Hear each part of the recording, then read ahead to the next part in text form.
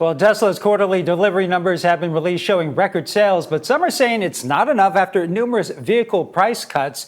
Joining me now is Dr. Olaf Groth from the UC Berkeley Haas School of Business. So thank you, sir, for joining us. So what are these? What does this report actually tell us? Good to be here as every other week. Thank you, Ryan. So look, this is good news compared to what Wall Street was expecting, right? So this is marginally better than what they were predicting. And so as such, that is good news, good signal to the markets. It is not great news, however, right? So there are some complications here. So let me talk about both, right? So the good news is, yes, we are on a good track in terms of sales and delivery numbers with Tesla. And that is in part due to the fact that it has unclogged supply chains, including its factory operations in China. The Chinese automobile intelligence agency is saying that about 50% of all these deliveries are coming from China. So that's good news, right? And on the bad side, then, Tesla is falling short of its own numbers, its own projections.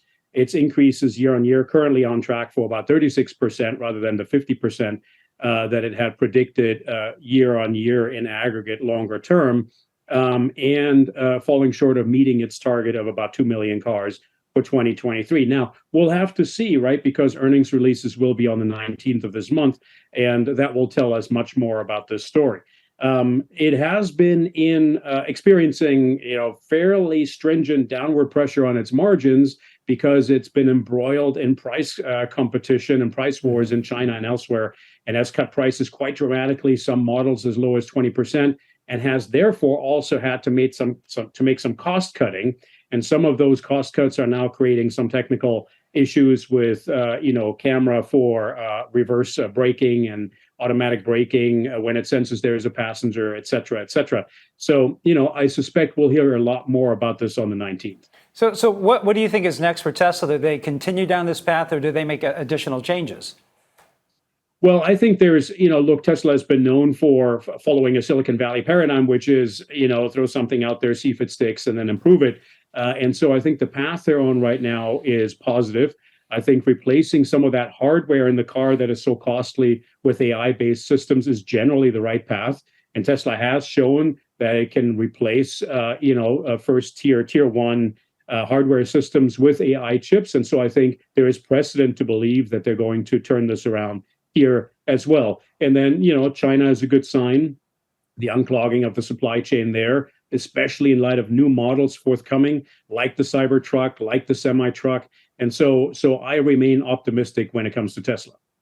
Well, okay, looking internationally, you mentioned China. China has recently went after Micron technology. That's a computer chip manufacturer here in America. So what's the reason for this, and why should we be paying attention to this?